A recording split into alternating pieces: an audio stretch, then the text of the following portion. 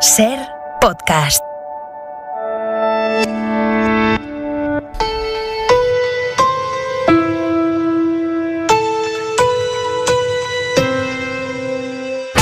En la cadena SER, Hora 25.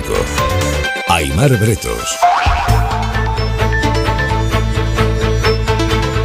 Muy buenas noches. Tras 3 meses de vacunación en España, nuestro país tiene casi al 7% de su población adulta ya completamente vacunada contra el COVID, casi al 7%.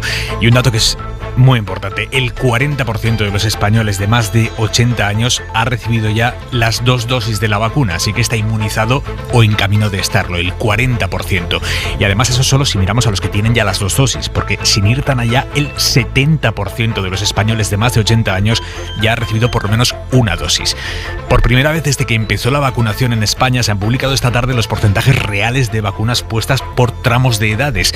Y si algo confirman esos datos es que las personas de entre 70 y 79 están ahora mismo en un limbo. Son claramente las más perjudicadas por el sistema de vacunación decidido en España porque, por un lado, están absolutamente expuestas al virus por su edad, pero por otro lado van a tardar mucho en estar vacunadas. De hecho, las contradicciones de este sistema de vacunación, que no es que esté mal, sino que está condicionado porque hay algunas vacunas que sí se pueden poner en algunas edades y otras no, pero las contradicciones de este sistema hacen que en comunidades como Madrid o Euskadi, ahora mismo haya más porcentaje de chavales de 18 a 24 años vacunados que personas de entre 70 y 79, que objetivamente son mucho más vulnerables al virus.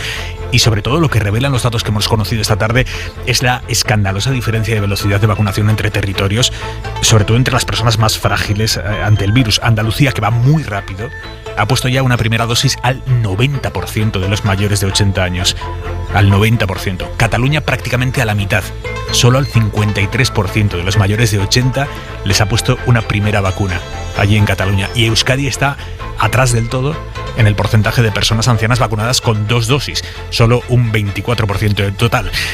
Estos son los datos aquí en España, los vamos a ampliar. Ahora vamos a ir a París porque Macron ha anunciado esta noche allí un confinamiento casi total del país entero durante un mes. Analizaremos en la próxima hora de Hora 25 la durísima sentencia con la que la Audiencia Nacional obliga a Grande Marlaska a reponer en su puesto al coronel Pérez de los Cobos. Pero antes, saludo a los analistas de esta noche. Fernando Garea, ¿cómo estás? Hola Aimar, ¿qué tal? Muy bien. A Manuela Carmena, buenas noches, Manuela. Buenas noches, Joaquín, Estefanía, muy buenas noches. Buenas noches, en el limbo. En el limbo, efectivamente. En ese limbo. Estás en esa edad terrible, efectivamente. Y algo más en esta portada, una historia real de espías que está sucediendo ahora mismo y que puede tener consecuencias geopolíticas serias. Italia ha detenido hoy a un capitán de su marina por espiar para la inteligencia rusa. Le atraparon pasándose en un parking documentos sobre operaciones de la OTAN con un espía ruso. Vamos a Italia. Ismael Monzón, buenas noches. ¿Qué tal? Buenas noches. Ismael, exactamente cómo fue la operación. Le cogieron entregando esos documentos al espía en un parking de Roma. Sí, es todo muy novelesco o muy cinematográfico, como queráis.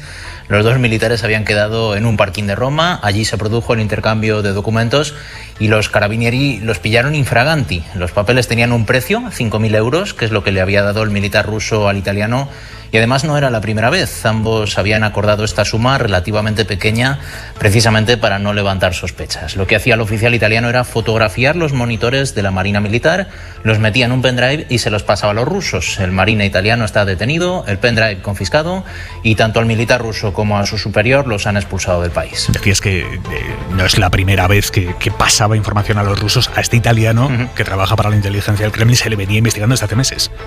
Sí, es un capitán de fragata de 56 años con un alto rango, ya que pertenecía al Estado Mayor de la Defensa y tenía acceso a documentos muy comprometidos relacionados con las telecomunicaciones militares y no solo de su país, sino también de operaciones en las que participa la OTAN, por lo que otros también se pueden ver afectados. Ahora se expone a una pena de cárcel que va de 20 años a la cadena perpetua por espionaje y difusión de secretos militares, y en cuanto a los rusos no podían ser detenidos por su estatus diplomático y por eso se les ha expulsado del país. ¿Y qué dice Rusia? Pues de momento, de forma oficial, da acuse de recibo. Se limita a confirmar que sus funcionarios han sido expulsados y de momento el Kremlin no hace comentarios, aunque sí lo ha hecho el vicepresidente de la Duma, el Parlamento ruso, que afirma que ahora su país tendrá que actuar de forma recíproca, es decir, expulsando a 2 diplomáticos italianos, que además este es su modus operandi habitual. El gobierno italiano dice que se trata de un acto hostil y extremadamente grave, aunque revela esas buenas relaciones que tiene Rusia en Italia. Ismael Monzón desde Roma, gracias, buenas noches. Un abrazo. Y en la contra de Hora 25...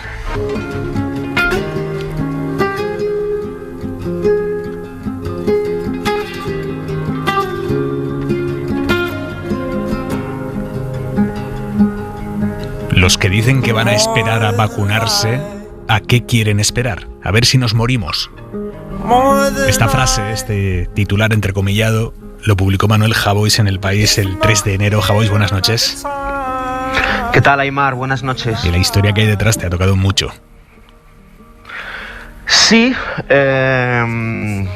ese reportaje publicado a principios de año en El País, creo que es el 2 o el 3 de enero, es un reportaje sobre cómo esperaban los ancianos la inminente campaña de vacunación. Yo visité una residencia en Marín, Pontevedra, hablé por teléfono con varias personas y una de esas personas era Luisa Romero, con la que puso en contacto el periodista y colega Nacho Sánchez. Yo esos días estaba en Galicia porque tenía a mi hijo esos días y bueno, ya sabes, pones el altavoz, grabas, tomas notas y yo recuerdo que mi madre, al acabar de hablar con Luisa, se acercó y dijo algo así como: qué fuerza tiene esa señora. Uno de los dramas de estos reportajes es que, ya sabes, hablas con alguien media hora y tienes que publicar 2 o 3 entrecomillados, ¿no? Se pierde mucha de esa conversación, pero en fin, ella me contó que tenía 80 años y que estaba esperando con mucha ansia la vacuna, porque tenía muchas ganas de vivir un poco más, ¿no? Y que vivía sola desde los 49 años porque se quedó viuda, que había sido actriz y vedette, pero que al casarse su marido le pidió que no trabajase más. Bueno, mi colega Nacho Sánchez ayer publicó en Twitter y habló conmigo por teléfono y me contó que Luisa murió esta semana de COVID, sin llegar a ponerse ninguna vacuna. Hay mala suerte en esto, yo no tengo ninguna duda. Hay más gente que debería estar vacunada, que no lo está, que se contagia y que se muere. Pero es cierto que hay ciertas malas suertes que pueden esquivarse o intentar esquivarse de alguna forma. Hay que poner el dedo donde hay que ponerlo y está bien saber que los errores, que está habiendo muchos, los retrasos, que son inmensos, y la desorganización cuestan vidas. Estamos hablando de algo muy delicado. El despropósito también cuesta vidas. La de Luisa, porque bueno, ha salido en este reportaje y su nombre tiene una cierta relevancia, pero está ocurriendo con mucha más gente y es la prioridad absoluta ahora mismo, tiene que ser esa, y no se me ocurre otra en España que la de vacunar cuanto antes a toda la gente mayor.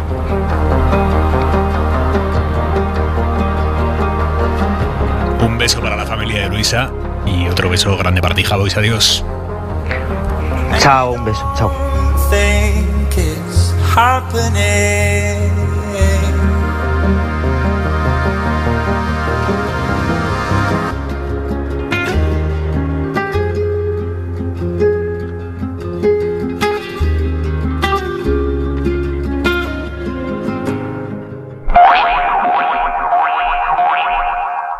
Les règles qui sont en vigueur dans les 19 départements en vigilance renforcée, ces règles seront étendues à tout le territoire métropolitain. Así ha anunciado Macron esta noche un confinamiento casi total para todo el país, casi total, porque aunque no obliga a la gente a encerrarse en casa, amplía a toda Francia el toque de queda a las 7 de la tarde, cierra los colegios, cierra toda la hostelería, cierra los comercios no esenciales, teletrabajo para todo el mundo que pueda.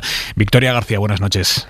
Buenas noches, Aimar. Es un cierre casi a cal y canto, Vicky, porque allí en Francia tienen una incidencia acumulada a 14 días de 725. Para hacernos una idea, aquí en España está en 152, allí 725, es 5 veces más.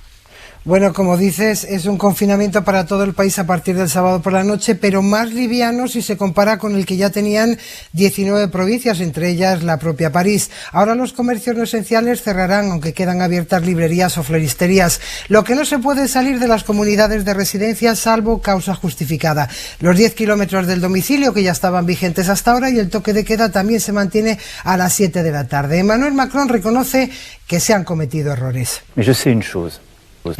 Déjenme decirles una cosa, claro que hemos cometido errores, pero hemos hecho grandes esfuerzos y el virus sigue circulando. Esos errores también nos harán mejores.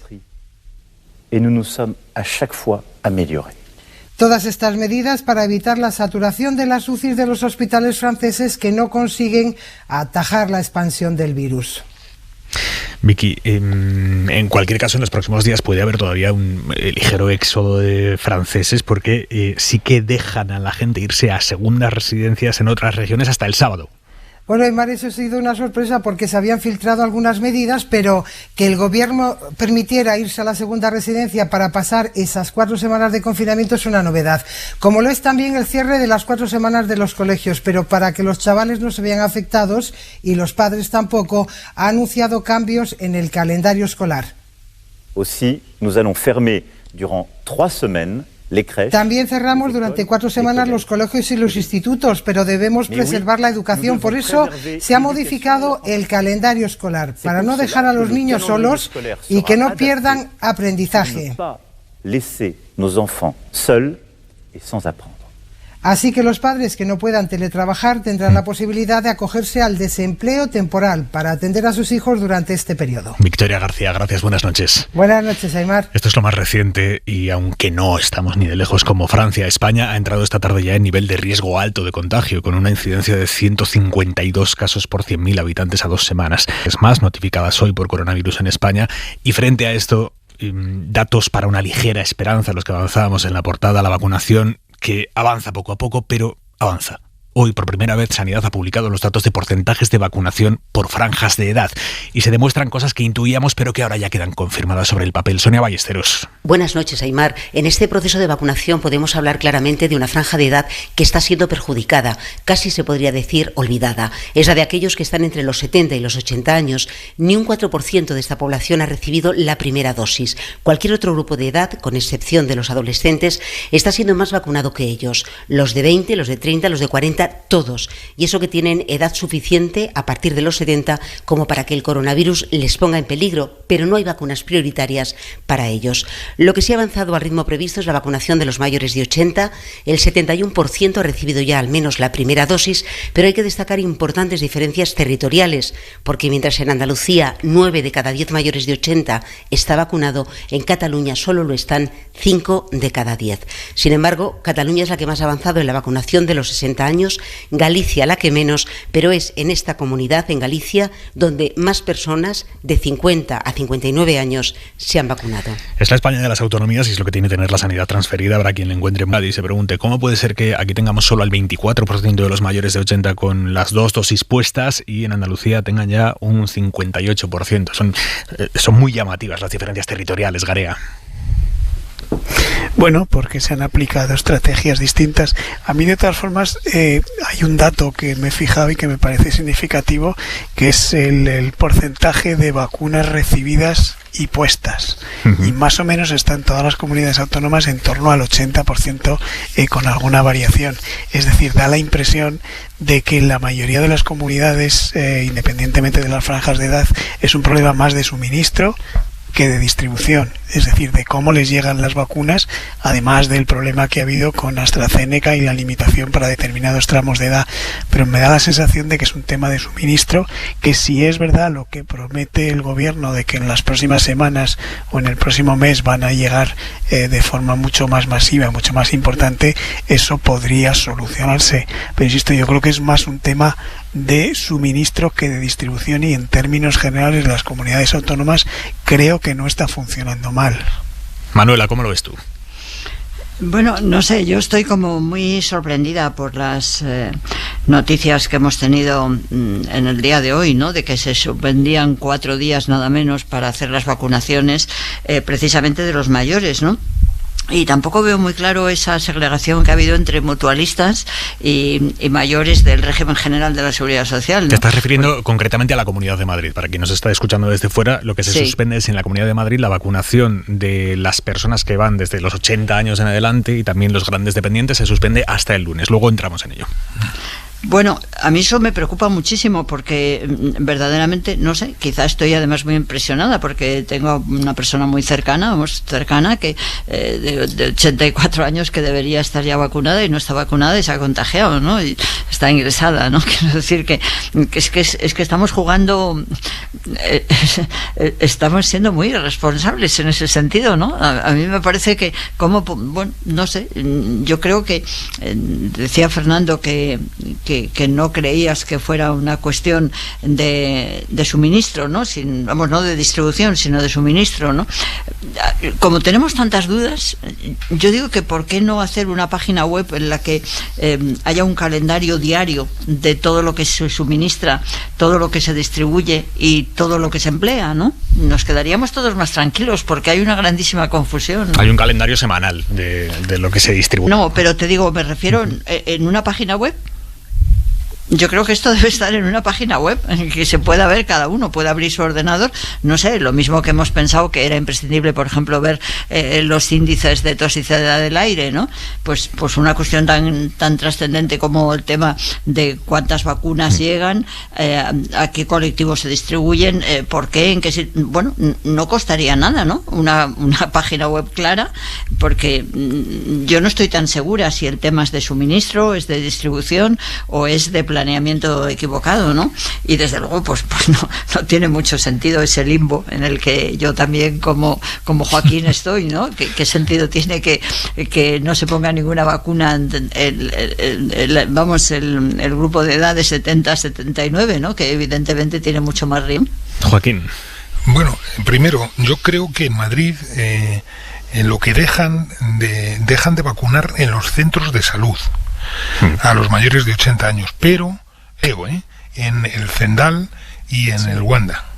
Es decir, que porque yo conozco gente sorprendentemente menores de 65 años, es decir, que han sido convocados para mañana o para pasado. Vamos a explicar en detalle, Joaquín, y ahora entramos en el debate, pero como lo estáis planteando ya, quiero explicarlo en detalle para que nadie se líe. Lo que paraliza Madrid es la vacunación de mayores de 80 años y de grandes dependientes durante Semana Santa. ¿Por qué esos colectivos? Porque son los que se están vacunando en los centros de salud. El resto de colectivos se les vacuna en grandes superficies como el Wanda o el Zendal, pero la de mayores de 80 años y de grandes dependientes, esa vacunación se hace habitualmente en los centros de salud. Los centros de salud cierran porque es festivo jueves, viernes, sábado y domingo. Y en lugar de mantener abiertos esos centros con plantilla de refuerzo, como se hace en otros lugares, en Madrid se cierra o se paraliza la vacunación de mayores de 80 y grandes dependientes. Al principio, el argumento de la Comunidad de Madrid era que, pero ipso facto los propios sanitarios han dicho, a mí no me meta en esto. Julián Ezquerra, del sindicato AMITS. En estos momentos en los que aparentemente están llegando ya muchas vacunas, no tiene ningún sentido que no se pueda vacunar durante los fines de semana, porque el personal especialmente sensible, como son estos mayores de 80 años, debería vacunarse cuanto antes. Después ya la Comunidad de Madrid ha sostenido que deja de vacunar a los mayores de 80 y a los grandes dependientes hasta el lunes, no tanto porque sea fiesta estos días, que también, sino porque no les quedan vacunas de Pfizer, que son las que se pone a este colectivo. ¿Qué pasa? Que esta tarde se han publicado las tablas de envíos de cuántas vacunas ha recibido cada comunidad y se confirma ya negro sobre blanco que el gobierno mandó a Madrid 85.000 vacunas de Pfizer a principios de semana. El lunes Madrid recibió esas 85.000 y ha puesto 57.000, es decir, tiene una reserva de casi 30.000 vacunas sin poner para mayores de 80 y grandes dependientes, pero cierran hasta después de Semana Santa. Javier Bañuelos, buenas noches. ¿Qué tal? Buenas noches. Sí, ahora mismo solo el 42% de los mayores de 80 años en Madrid han completado su vacunación, pero el resto tendrá que esperar porque no habrá vacunas para ellos durante los próximos 4 días. No les vacunan porque se han quedado sin dosis de Pfizer. Es el argumento que repetía esta misma tarde el consejero de Sanidad madrileño. Es que, no hubiésemos podido vacunar porque no tenemos las vacunas de Pfizer para vacunar en primaria. Pero sí tienen vacunas de Pfizer. Madrid, de hecho, según nos reconoce la propia Consejería de Sanidad, recibió el lunes 85.000 dosis. de esta compañía, las únicas que se ponen ahora mismo a mayores de 80 años, pero se han guardado un tercio de todas ellas, es decir, han guardado casi 28.000. Es decir, tenerlas las tienen, pero no las usan porque su propia estrategia de vacunación les obliga a poner una y guardar otra. Lo reconocía en la ventana de Madrid el consejero de Justicia, Enrique López. Se deja un estocaje, como desde el principio hemos hecho por razones de responsabilidad, porque si de repente se produce una ruptura de oferta de esa vacuna, quedarían sin poner la segunda dosis. Madrid sí vacunará esta Semana Santa a los funcionarios jubilados, es decir, a los mutualistas de 77 y 79 años, pero tendrán que desplazarse hasta el Hospital Isabel Zendal. Esto es lo que está pasando en Madrid, Joaquín. Sí, bueno, en este argumento con el que yo iniciaba mi intervención y que tú has matizado mucho más, era para llegar a la misma conclusión que Manuela, ¿no? Es decir, esto es una contradicción. Esto es una contradicción muy importante, que las personas más sensibles, más vulnerables, pasen ahora 4 días pasan 4 días en el limbo. Y no entiendo muy bien el argumento de que se necesita un estocaje por si acaso. Claro que probablemente se necesitará, pero de 30.000 vacunas. Dame un segundo, Sí. Joaquín. Son las 10:20 de la noche, las 9:20 en Canarias. Julio García Comesaña, buenas noches. Hola, buenas noches. Consejero de Sanidad de Galicia. Señor consejero, estamos comentando las diferencias territoriales en la vacunación. ¿Qué explicación tiene que haya comunidades que van muy rápido? Por ejemplo, en la vacunación de mayores de 80 años. Andalucía le ha puesto ya 2 dosis a casi el 60% de ese grupo. Y en el caso de Galicia, por ejemplo, es del 31%. Hay comunidades que están mucho más abajo. No estamos planteando nada, solo queremos entender a qué se debe ese desfase. Bueno, como ustedes saben, la Estrategia Nacional de Vacunación contempla varios grupos, ¿no? Por un lado, efectivamente, los mayores de 80 años, que yo creo que para todos son prioritarios e intentamos adaptarnos cuanto antes a conseguir ese porcentaje de vacunación lo más alto posible. Y luego también pues otros colectivos, sobre todo las llamadas profesiones esenciales, que debido a la oportunidad que dio en su momento AstraZeneca con esa indicación hasta los menores de 55, pues abrió esa oportunidad y se ha ido haciendo en paralelo. Yo creo que todas las comunidades autónomas estamos priorizando en la medida posible estos mayores de 80 años y bueno, depende también un poco de la dispersión de la población, de distintos mecanismos que tenemos para colocar la vacuna y bueno, los que hemos apostado por la atención primaria, pues lógicamente pues acercando la vacunación a los centros de salud y utilizando ese mecanismo de proximidad que tenemos para esta gente tan mayor. ¿Se están encontrando problemas a la hora de vacunar a esta gente, de localizarla, de convencerle para que se acerque a los centros de salud, o está siendo ágil? La verdad es que no. Nosotros hemos iniciado la vacunación por aquellas personas que se pueden desplazar al centro de salud como primera alternativa y la verdad es que hay un número muy alto de ciudadanos gallegos y gallegas que están acercándose al centro de salud y pudiendo hacer la vacunación sin problema y con realmente unas tasas de rechazo muy pequeñas, muy bajas. ¿Cuándo calculan que puede estar prácticamente completa el grupo, la vacunación en el grupo de los mayores de 80 años? Bueno, nosotros, con lo que es primera dosis, porque evidentemente con Pfizer utilizamos 2 dosis, con primera dosis nuestro planteamiento es intentar acabar cuanto antes, incluso si fuera posible en estos próximos días. De hecho, vamos a vacunar estos 2 días festivos y el fin de semana con ese objetivo de llegar al 100% de la primera dosis en los mayores de 80 en estos próximos días. Pero están todavía en el 64. ¿Van a conseguir completar el 100% en lo que queda de semana? Tenemos previstas 60.000 vacunaciones estos días. Hay que recordar que nos han llegado pues una dosis importante de... Las vacunas de Pfizer afortunadamente han ido creciendo en número de dosis que van llegando cada semana. Hemos tenido un salto importante esta semana respecto a la semana anterior y la próxima semana esperamos todavía más con la llegada de 100.000. En ese sentido, hemos sido todos prudentes porque hemos tenido algún susto con el suministro de las vacunas sucesivas y hemos guardado normalmente pues para garantizar la segunda dosis a algún grupo de población que nos tocaba después. Con esta llegada de 57.000 en nuestro caso esta semana y la previsión la semana que viene de llegar 100.000, esa prudencia que a veces tenemos que por algún susto que nos hemos llevado semanas atrás, pues realmente pues no la tenemos tan aguda y por lo tanto yo creo que todos estamos pues apurando la vacunación estos días con ese objetivo de acabar los de mayores de 80 cuanto antes, al menos en esa primera dosis. Por otro lado, nosotros hemos vacunado también mayores de 80 con segunda dosis, porque claro, los que empezamos hace 3-4 semanas ya han cumplido los 21 días y ha habido que parar de poner primera dosis para poner segunda dosis de aquellos ciudadanos que ya llegaban a las 3 semanas. Consejero, hoy han estado reunidos los consejeros en el Consejo Interterritorial de Salud. Han hablado de si están percibiendo un temor o un rechazo a la vacuna de AstraZeneca después de las dudas de hace 2 semanas, después de que ayer, por ejemplo, Alemania volviera a decir, ¿no? Oye, paralicemos por debajo de los 60 años. ¿Están detectando ese temor o ese rechazo a la de AstraZeneca?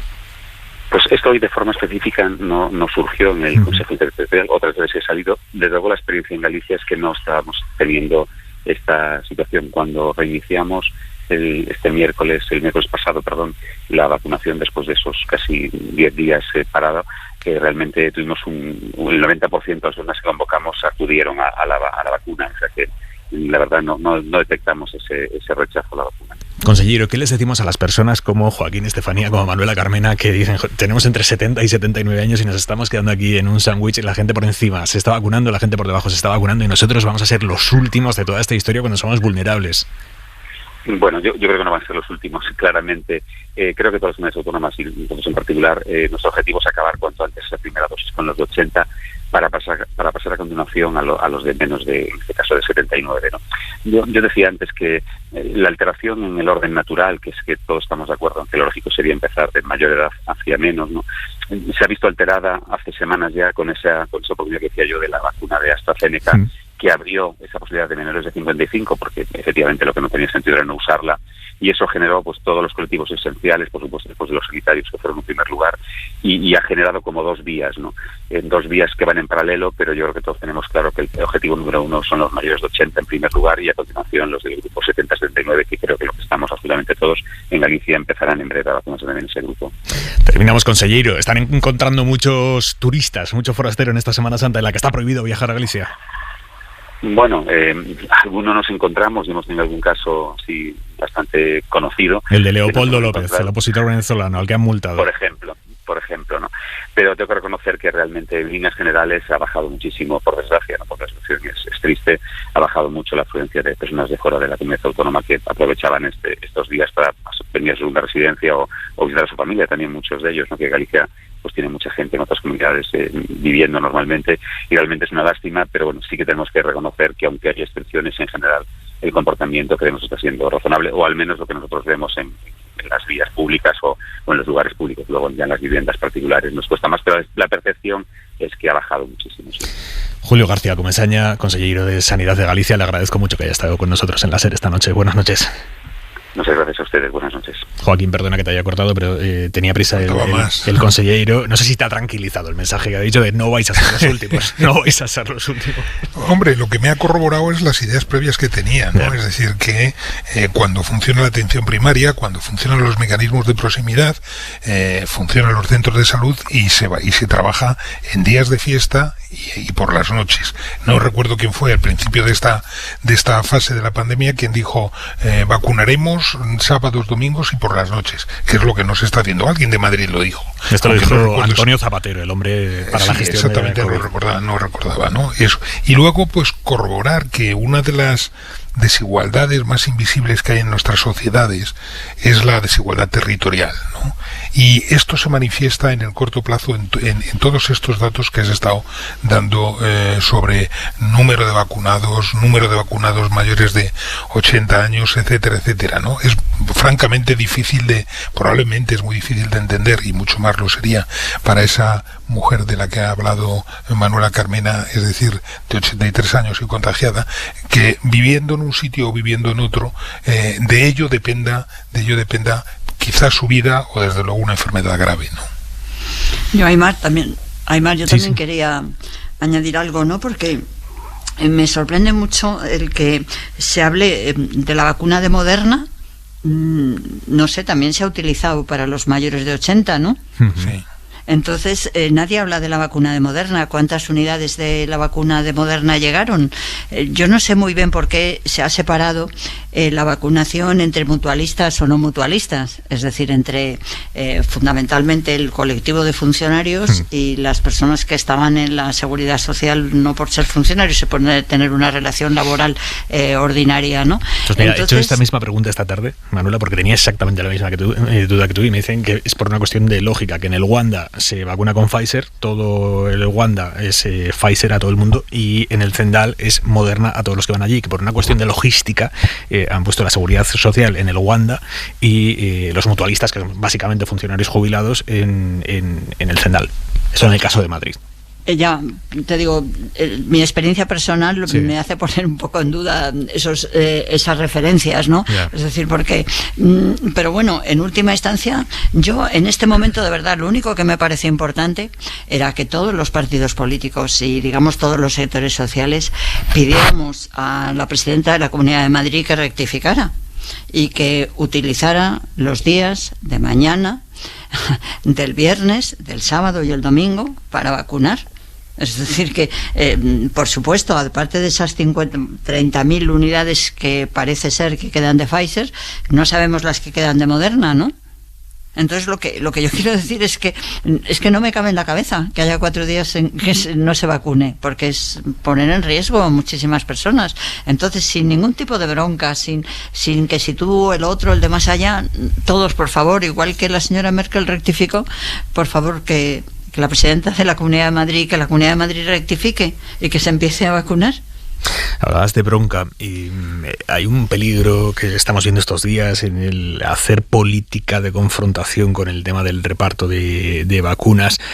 Esto está llegando a extremos como el de este parlamentario que vais a escuchar del Partido Popular en Andalucía, Rafa Curiel, Carcuel, que esta semana acusaba así al gobierno central de primar en el reparto de vacunas a las comunidades que él llama socialcomunistas. Y ha sido el agravio comparativo basándose al respecto de si la comunidad autónoma estaba gobernada por el socialcomunismo o el independentismo. Pedro Sánchez, para repartir las vacunas en nuestro país, utiliza tristemente un criterio, y es el de si gobierna en la comunidad autónoma comunismo o libertad.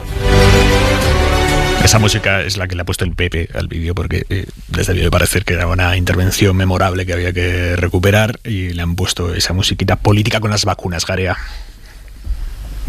Yo le pondría música, pero de Benny Hill o algo parecido, para que se vea lo ridículo y lo absurdo, entre otras muchas cosas. Primero, porque es transparente y se ve que ese reparto no se hace según ese criterio que él dice.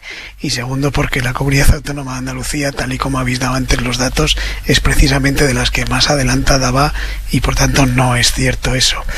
Y en términos generales, me preocupa mucho lo que está pasando en Madrid, y siento los oyentes de fuera de Madrid que tienen que estar bastante hartos de que solo hablemos de la Comunidad de Madrid, pero digo, me preocupa esta polémica entre los partidos sobre lo que tenga que ver con la pandemia. Es decir, hay casi como por parte de algunos la necesidad de buscar malos datos para demostrar que se hace mal, y en el otro lado la necesidad de demostrar que sí que se hace bien, y en definitiva hacer política de partido con la pandemia.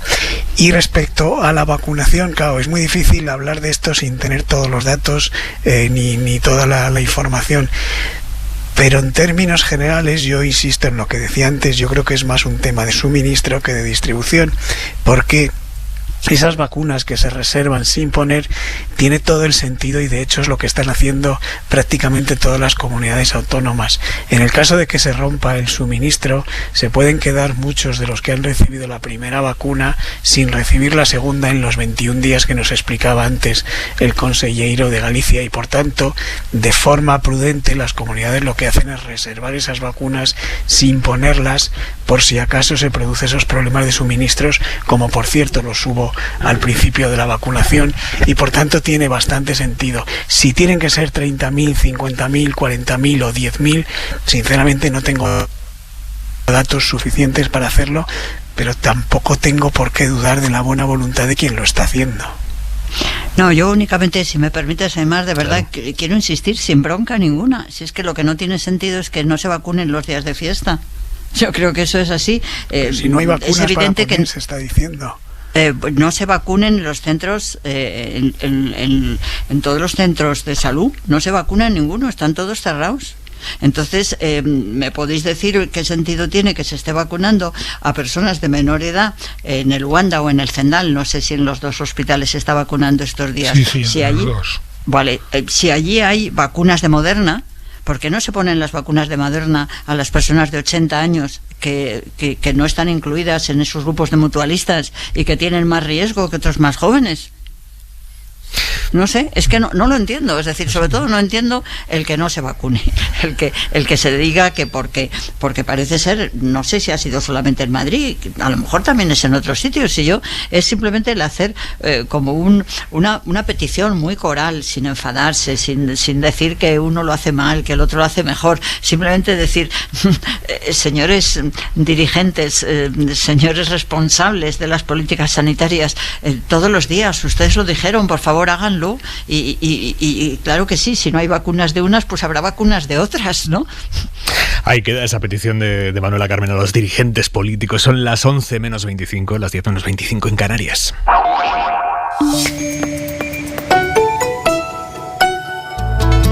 Hora 25. Aimar Bretos.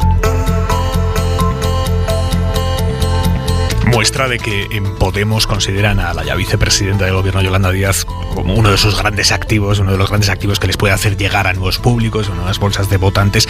Muestra de eso es que mañana Díaz va a acompañar a Pablo Iglesias en su acto oficial de presentación como candidato en Madrid, solo un día después de que ella haya heredado su cartera de vicepresidente.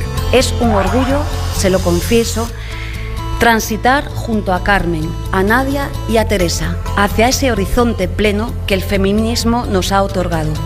Un feminismo que ha de ser inclusivo. Ha tenido muchísimo peso argumental el feminismo en el discurso con el que Yolanda Díaz ha estrenado esta cartera de vicepresidenta tercera, en un acto en el que Pablo Iglesias ha entregado también la cartera de ministra de Asuntos Sociales a Ione Belarra, y ambas, Díaz y Belarra, han convertido ese acto público en un gran homenaje a Pablo Iglesias. Le han atribuido a él en concreto y a Podemos en general el impulso a las prácticas de todas las medidas sociales del gobierno de coalición. Han presentado a Podemos como el verdadero artífice del escudo social de la pandemia. Mi querido Pablo Iglesias, que desde la vicepresidencia segunda se tropezó de frente con el ruido y con la furia. Contra viento y marea, muy por encima de recelos y manipulaciones, Pablo impulsó la articulación de un escudo social de derechos que es actualmente un ejemplo para las democracias españolas e europeas y una promesa y de en porvenir. Una línea muy parecida a Ione Belarra. Has contribuido a consolidar una mayoría progresista que en estos momentos señala la dirección de Estado y que se ha traducido en políticas que hace apenas unos años, durante la década de la austeridad, nadie se hubiera imaginado en este país. La subida del salario mínimo interprofesional, la construcción de un escudo social que ha... En el caso de Belarra, además, el discurso de 10 minutos no ha incluido ninguna mención de reconocimiento al PSOE.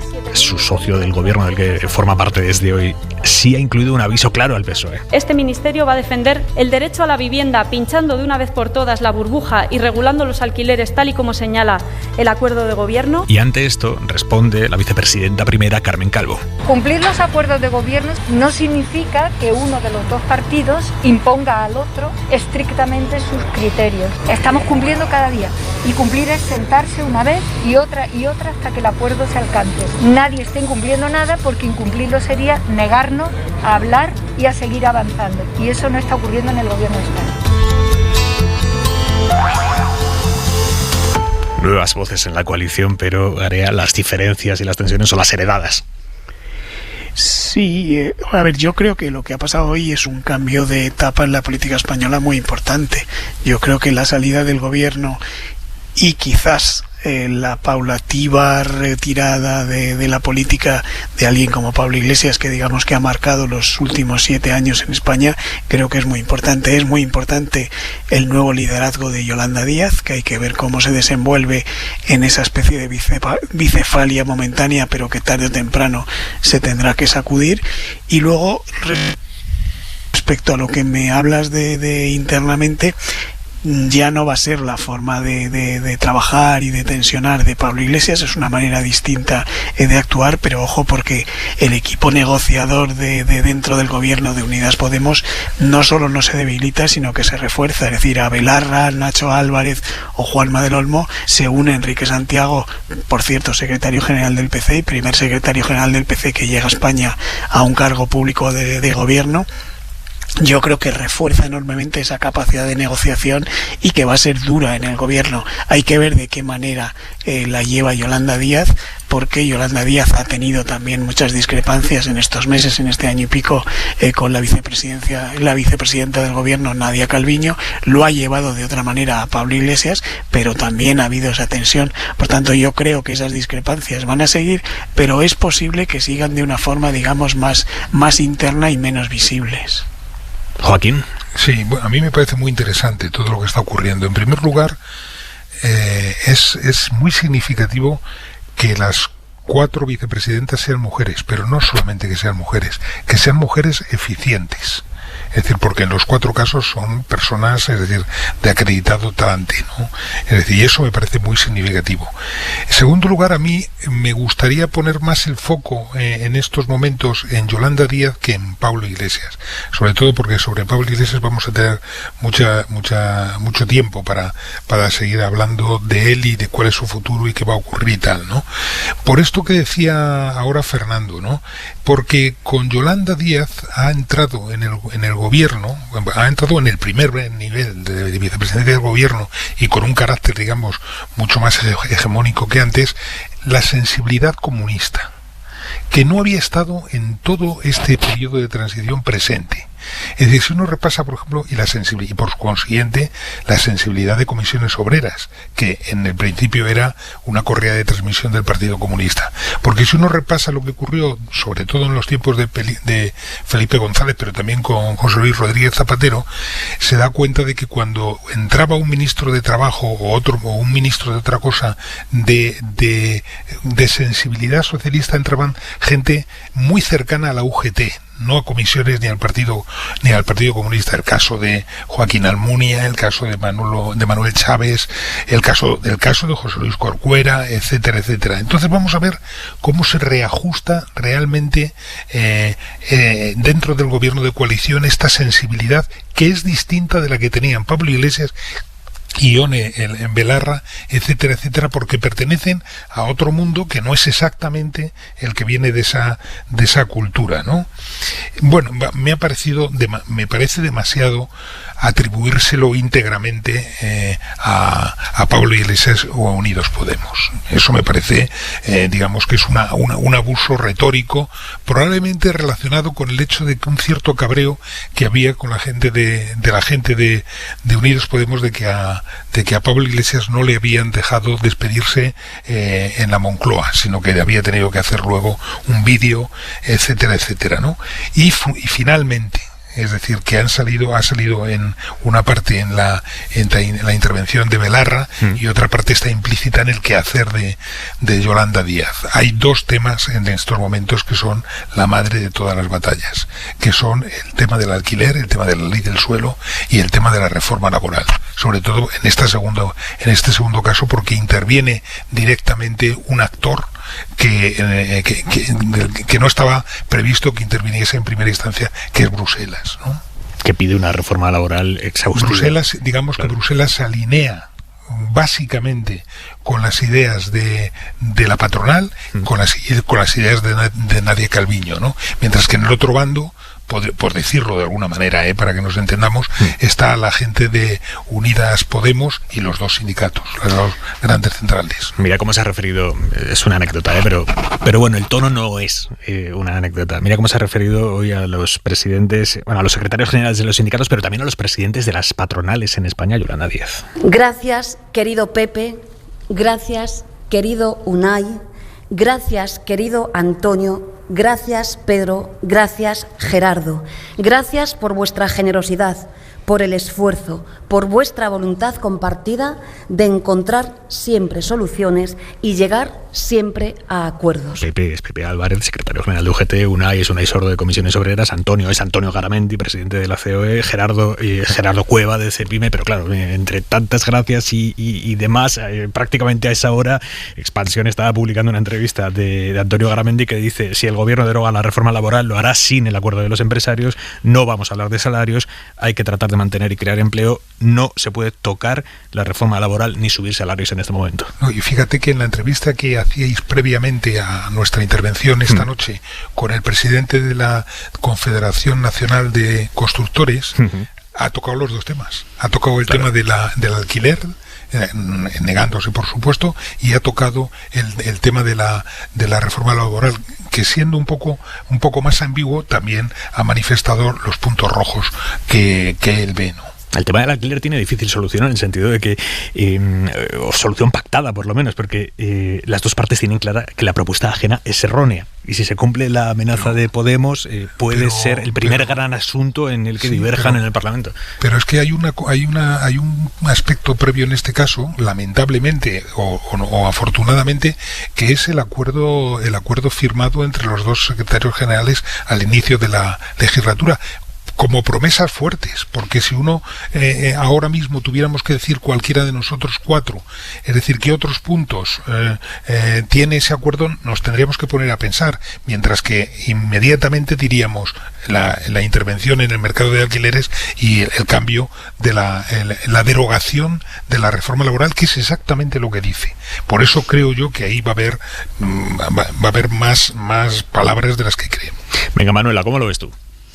Bueno, pues vamos a ver.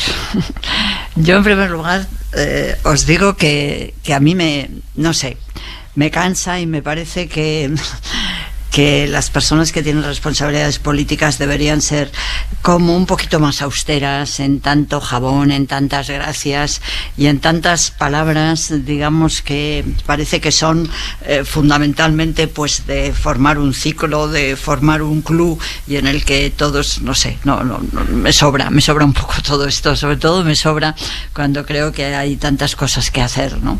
Entonces, yo creo, Joaquín, que el movimiento sindical de ahora no tiene nada que ver con el movimiento sindical de hace 15 años. Claro que ni 20. Entonces, estamos viviendo una modificación, vamos, un cambio enorme en lo que significa el mundo sindical, no solamente en cuanto a esa asignación que dices tú, porque el mundo comunista como tal no tiene la existencia que tenía y digamos, está en un momento, no sé, a mí el otro día Zarzalejos empleaba una expresión que me parecía muy adecuada en la entrevista que le hicieron, ¿no?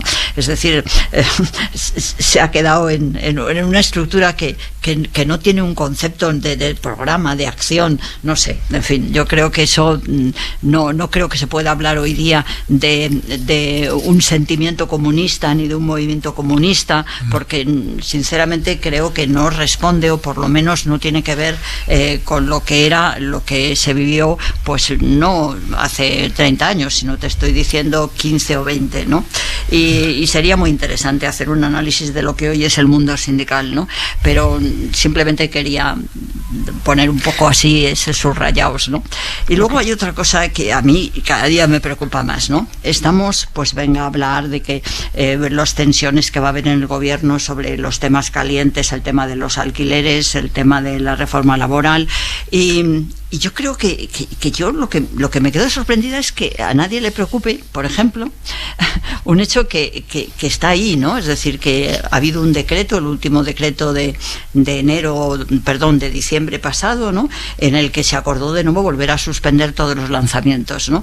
Yo leía en 5 días, leía antes de ayer, que en este momento hay 30.000 lanzamientos pendientes, ¿no? Porque se paralizaron todos. Parece ser que se van a volver a paralizar, no lo sé. Dice que se van a paralizar a lo mejor 2 meses más, pero bueno, llegará un momento en el que habrá que hacer algo, ¿no? Entonces, 5 días decía que en España en este momento habría aproximadamente como 400.000 familias vulnerables, ¿no? ¿qué se va a hacer? Porque lo que dice es que hay que buscarles una vivienda digna a esas personas. Seamos realistas, no hay ninguna posibilidad, no hay en este momento 30.000, bueno, quizá no todos sean colectivo vulnerable, pero en fin, según decía 5 días, pues es muy posible que la gran parte de todos esos lanzamientos que están pendientes... Lanzamientos, bueno, Manuela, traducidos desahucios. Sí, vale. Que desahucios, perdonadme. Quiero decir que gente que le vamos a echar de su casa y la ley impide echarles de la casa hasta que se le encontremos una casa, ¿no? Pero si no hay casas, es decir, si no tenemos esas viviendas, ¿no?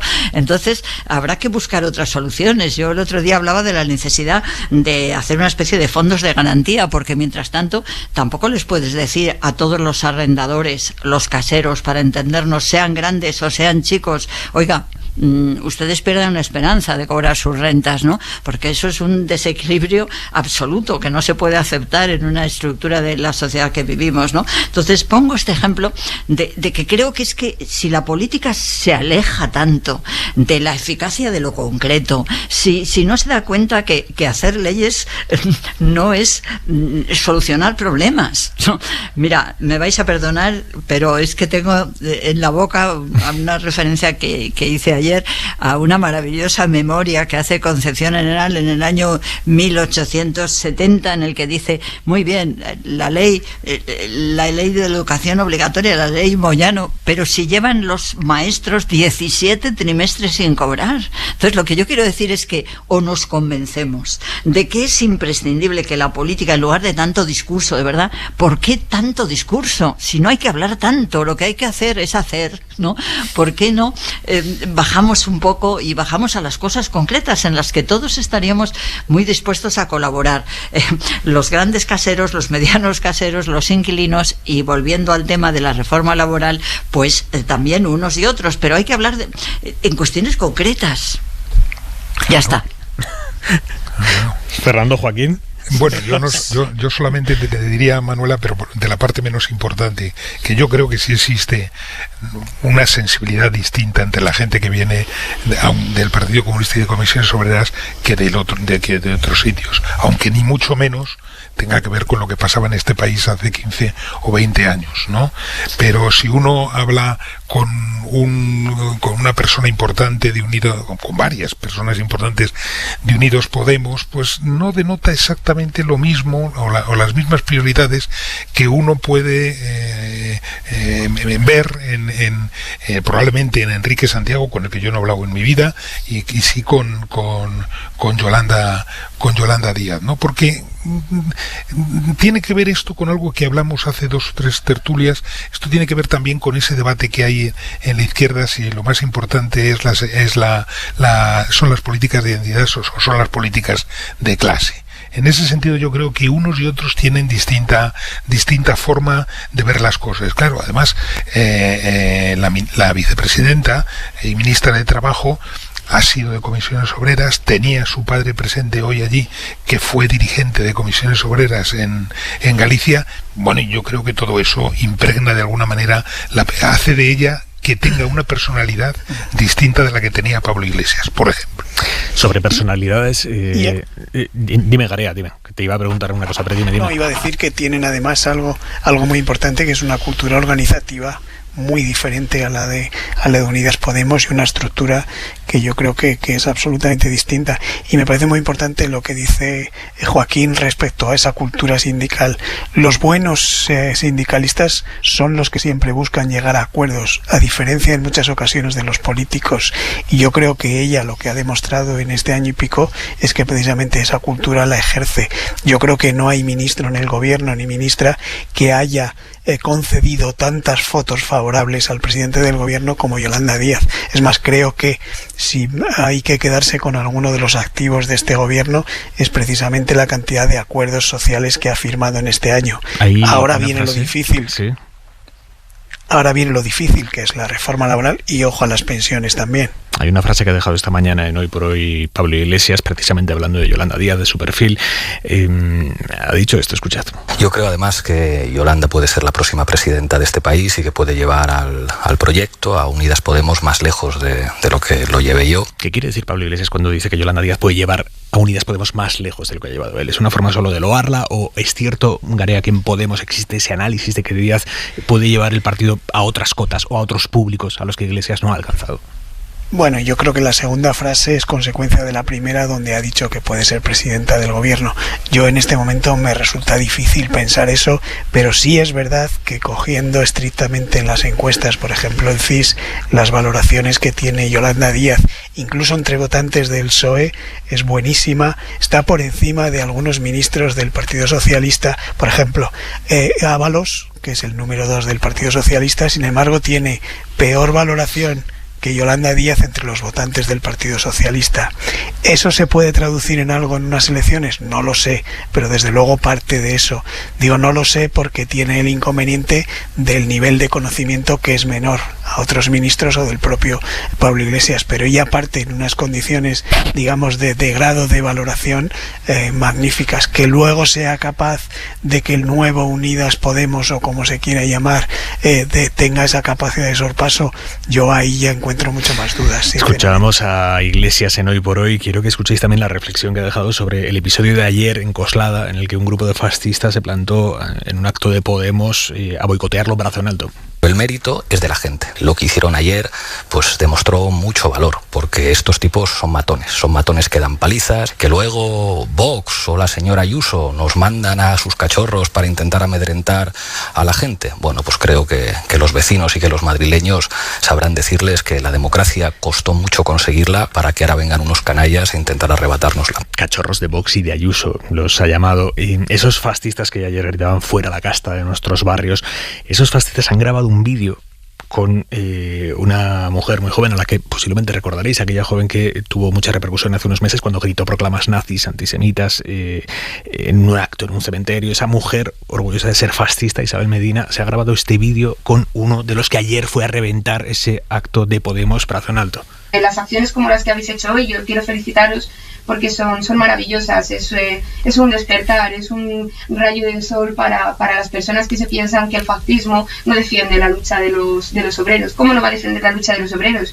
Si el trabajador es el que es la nación y solo el pueblo puede salvar al propio pueblo. Entonces yo te quería felicitar por esto engarza con lo de ayer, con ese grito de fuera la casta de nuestros barrios, el fascismo, Joaquín, presentándose como quien protege a los barrios de la casta o quien garantiza la lucha de los obreros. Sí, eso no es nuevo, eso en la historia está presente. Mirar lo que Mussolini venía del Partido Socialista y que Hitler en su primera fase, hasta que empezó a gobernar y se rodeó de los que se rodeó, también levantaban banderas obreristas que inmediatamente dejaron, ¿no? A mí lo que me parece calificar lo que sucedió ayer como acciones maravillosas no tiene que ver nada con lo que todos pudimos ver por televisión, que era el horror, ¿no? El horror de ver el matonismo en nuestras calles de repente de nuevo, ¿no? Eso es lo que me parece tremendo. Pero vamos, estoy convencido de que los partidos de extrema derecha hacen el último salto hacia el fascismo en el momento que adquieren esa sensibilidad artificialmente obrerista, es decir, que les sirve para obtener votos en caladeros en los que antes no llegaban, ¿no? Un minuto.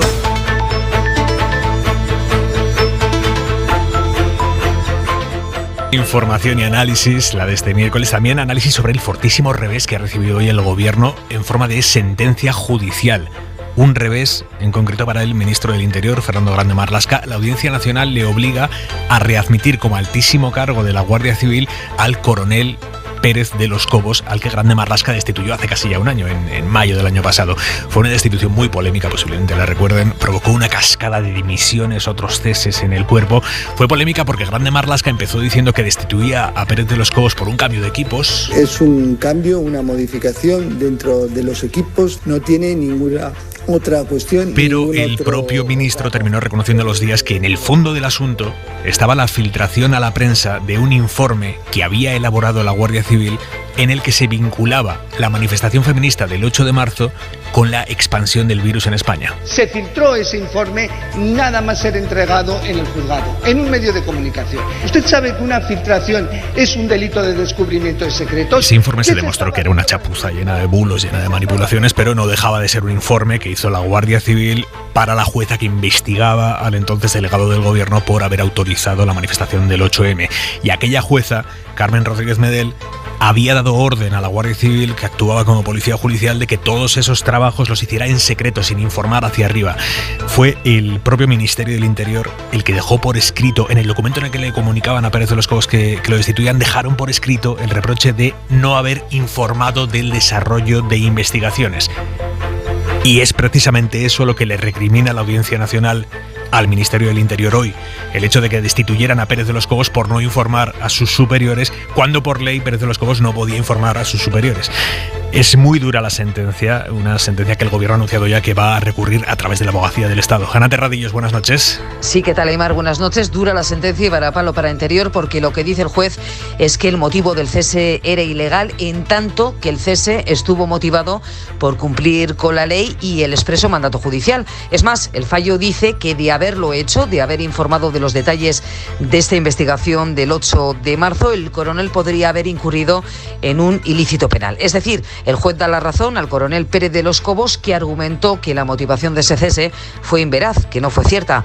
Para el fallo ha sido clave sin duda el testimonio del que fue dao de la Guardia Civil en sede judicial. Laurentino Oceña aseguró que en todo momento Pérez de los Cobos le informó de lo que podía informar y que él mismo informó a la directora de la Guardia Civil, que siempre ha defendido lo contrario, que nadie le informó de esa investigación. Como dice Interior, y ha anunciado que va a recurrir el fallo, lo va a hacer a través de la Abogacía del Estado, y por otro lado el coronel Pérez de los Cobos va a pedir en los próximos días su reingreso inmediato en la comandancia de la Guardia Civil de Madrid. Y a raíz de esta sentencia, PP, Vox, Ciudadanos han pedido ya a lo largo de la tarde la destitución del ministro. Óscar García, buenas noches.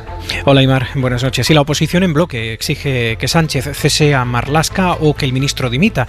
Lo pide Pablo Casado. El líder del PP cree que esta decisión de la Audiencia Nacional es un auténtico varapalo para el gobierno.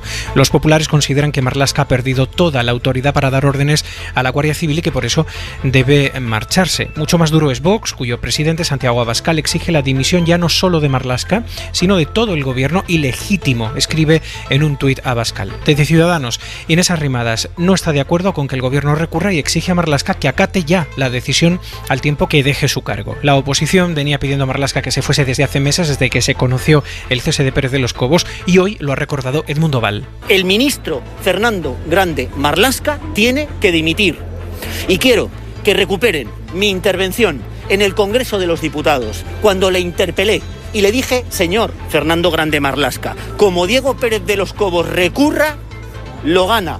Vaya. Pero no todos los partidos han reaccionado en este sentido. Unidas Podemos justo ha centrado el foco en los jueces. También en Twitter el presidente del grupo en el Congreso, Jaume Asens, dice que la judicialización de la política española parece no tener límites e ironiza: cualquier día los jueces nombrarán hasta los ministros. Joaquín, Estefanía, Manuela, Carmena, Fernando Garea, delicada sentencia para Grande Marlaska, sentencia del juez decano de la Audiencia Nacional. Además, Garea. Bueno, primero hay que aclarar, por supuesto, que no es una sentencia firme y que todavía tiene recorrido el tema. Sí, ha anunciado recurso el gobierno a través de la Abogacía. Lo que subyace en el fondo es algo que se hizo muy mal por parte del ministro del Interior. Hay que prescindir del hecho de que el informe de la Guardia Civil era malo, que el sumario no tenía ningún sentido, pero creo que eso no tiene nada que ver. Lo que hay es la decisión de un ministro que además se puso por escrito que se le destituía precisamente porque no informaba sobre un sumario, lo que hubiera supuesto, como dice la sentencia, cometer una ilegalidad. Se hizo francamente mal, y las cosas que se hacen mal pueden tener un reproche en los tribunales, que son los encargados de fiscalizar decisiones de la administración, en este caso del ministro, que por cierto tiene algunas polémicas detrás en su mandato. Desde estos días lo que vemos la polémica sobre las entradas en los lugares donde se están haciendo fiestas ilegales, y algo que en mi opinión es mucho más grave, que fue la gestión de la crisis migratoria en Canarias durante muchos meses, y que ha recibido reproche del Defensor del Pueblo, que no es sospechoso, digamos, de tener algún tipo de persecución política. Y en este caso yo creo que evidentemente el ministro puede cambiar cargos de confianza, pero lo que no puede hacerlo es arbitrariamente y después de pedirle que hiciera algo que sería claramente ilegal, según le explica el juez. Carmena, ¿cómo lo ves tú? Bueno, pues yo la verdad es que lo veo con muchísimos más matices, ¿no? En primer lugar, me parece que es una sentencia unipersonal. Yo creo que es importante, no es una sentencia de la Audiencia Nacional, es del juzgado central, es decir, es de un juzgado, es solamente de un juez, ¿no? Es decir, es la visión de un juez de un conflicto, ¿no? Dos, me parece que hay que profundizar mucho en cuál es la relación de confianza que tiene que haber entre un político y las personas que elige como de confianza, ¿no?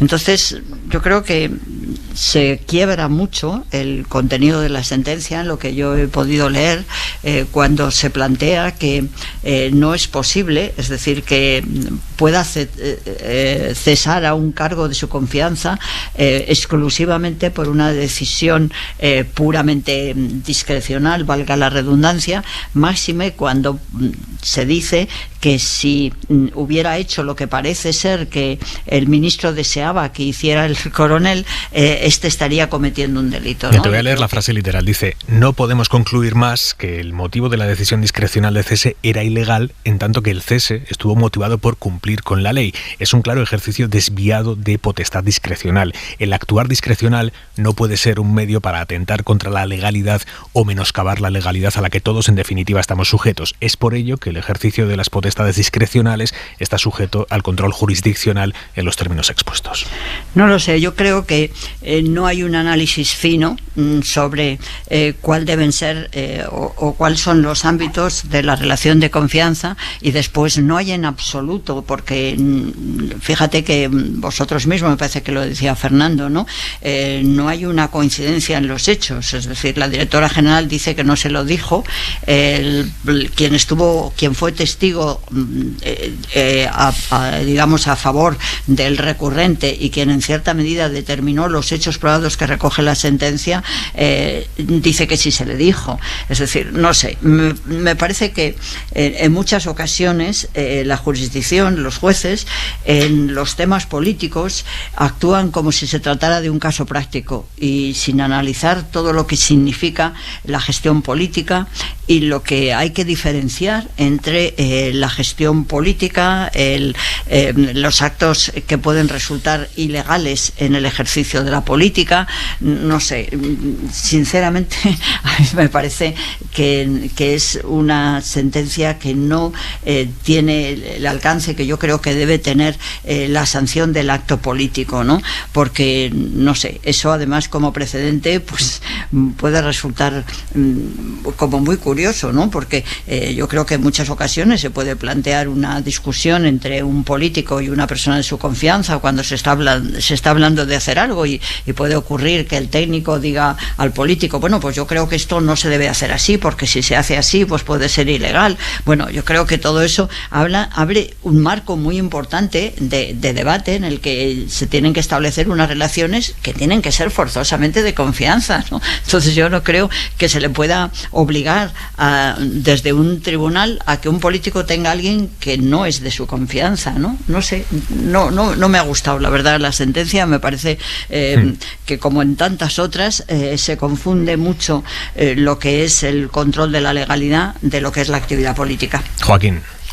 Bueno, por decir alguna cosa distinta, a mí lo que ahora me interesa son las consecuencias prácticas que tiene la sentencia, porque el coronel Pérez de los Cobos ya ha anunciado que quiere incorporarse a su puesto inmediatamente, ¿no? Sin que la sentencia sea firme. Y supongo yo que hay ya un nuevo responsable de la Guardia Civil en Madrid. Y entonces, ¿qué va a ocurrir en este momento? Es decir, él puede volver a su puesto sin que se haya resuelto el recurso. Tiene que esperar a qué es lo que dice el recurso. Si vuelve él, ¿qué ocurre, por ejemplo, no quiero recordar que el número 2 del coronel Pérez de los Cobos también dimitió.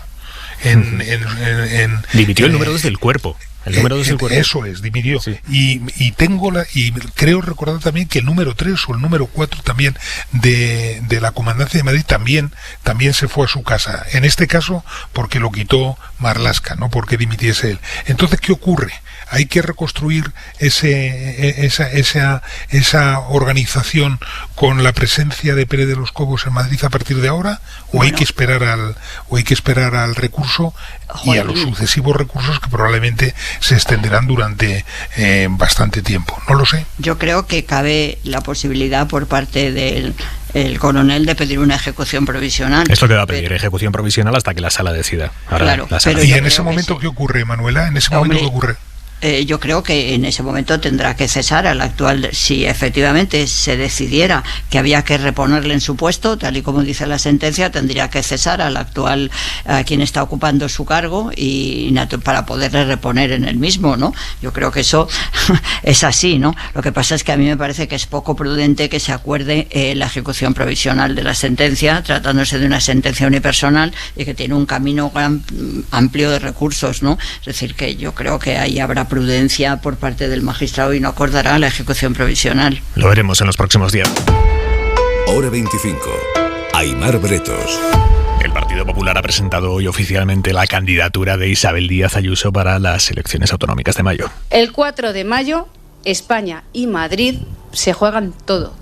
Y hay que elegir entre dos opciones: la realidad de la gestión, de las cifras y los proyectos, o las ensoñaciones y las políticas que donde se aplican solo provocan paro, miseria, hambre y ruina. Vuelta al comunismo y a su idea, la idea de Ayuso de Madrid como un todo dentro de España. Madrid es territorio libre, es historia, es monarquía, vanguardia y sobre todo es España.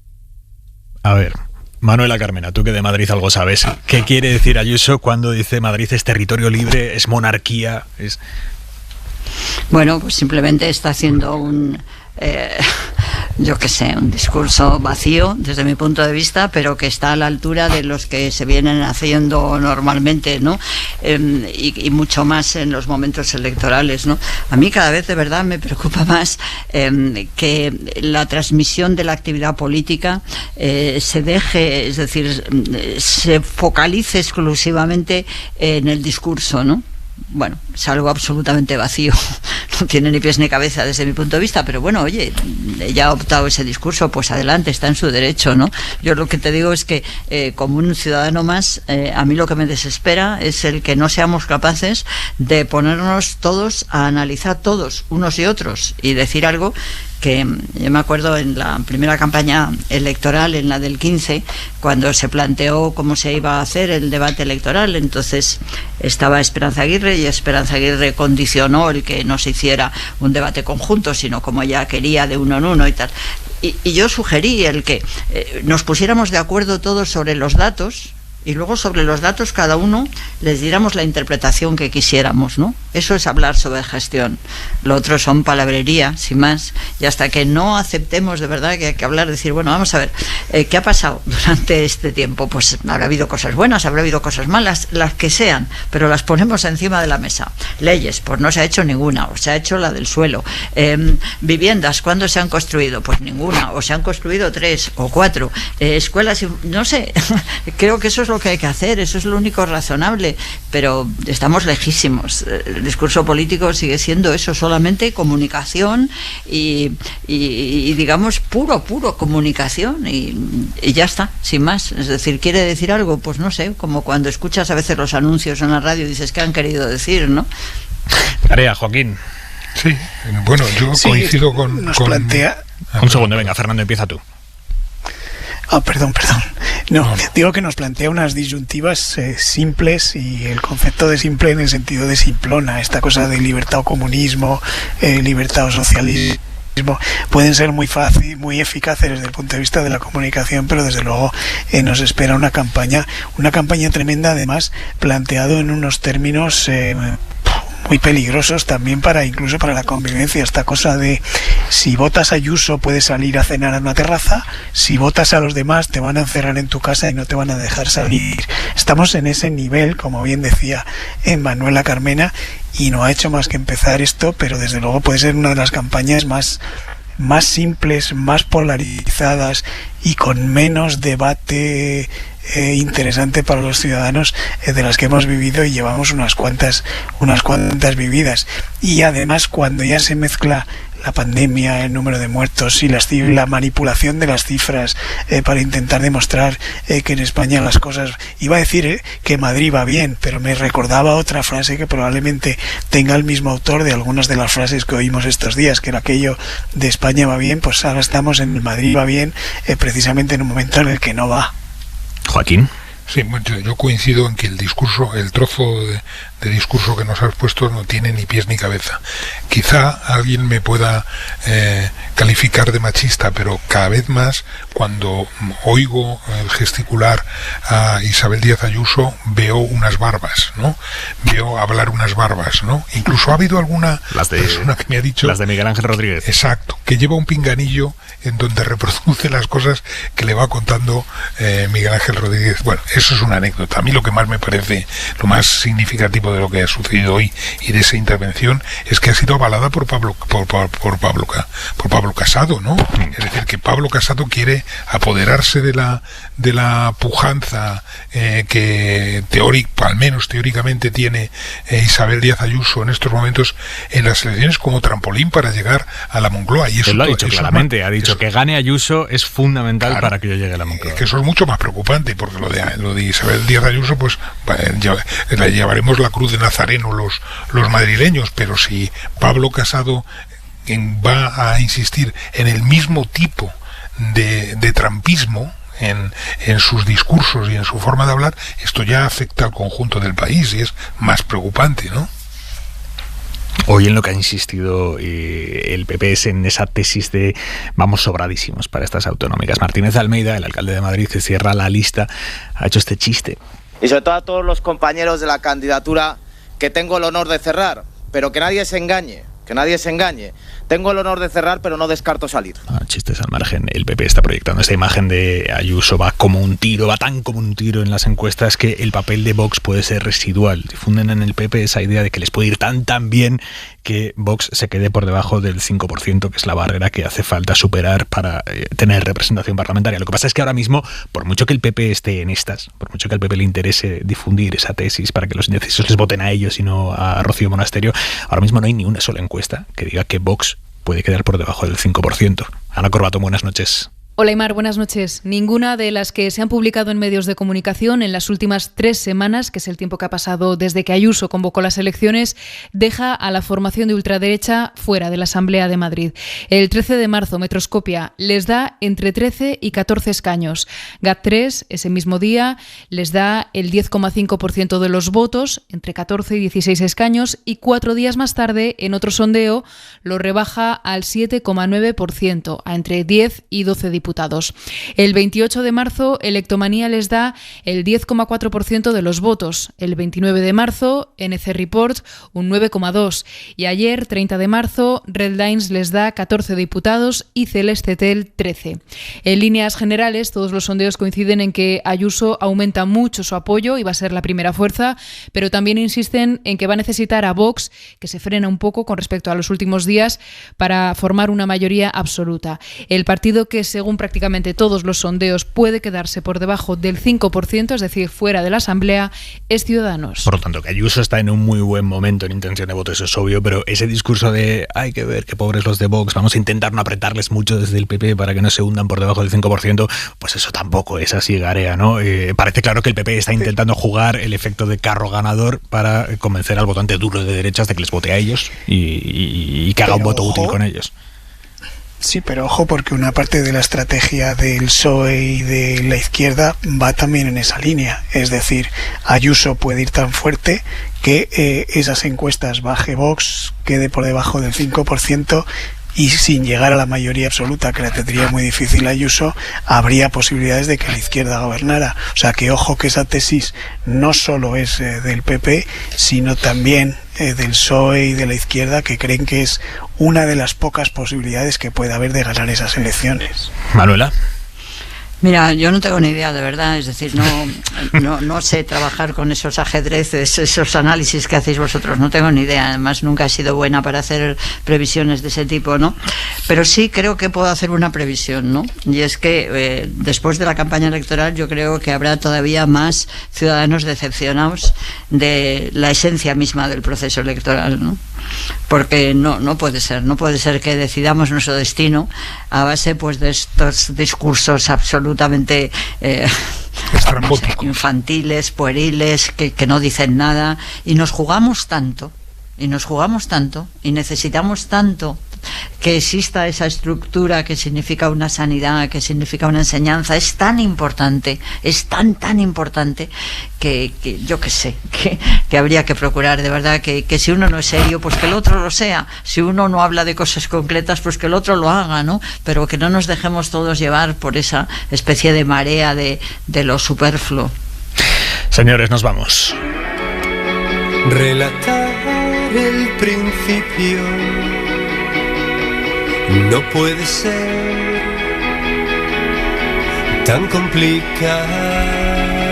Manuela, Carmena, Fernando Garea, Joaquín, Estefanía, muchísimas gracias por estar con nosotros en esta noche de miércoles. Un beso fuerte. Un abrazo. A vosotros. Igualmente, adiós. Un abrazo.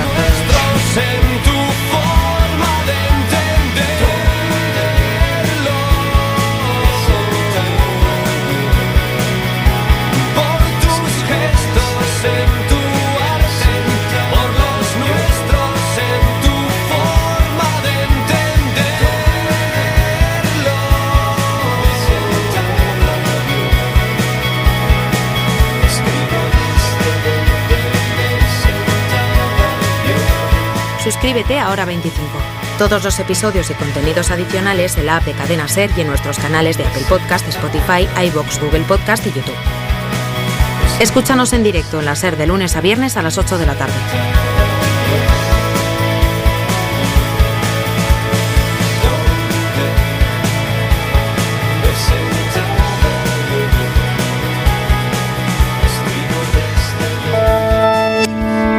Cadena SER. La radio.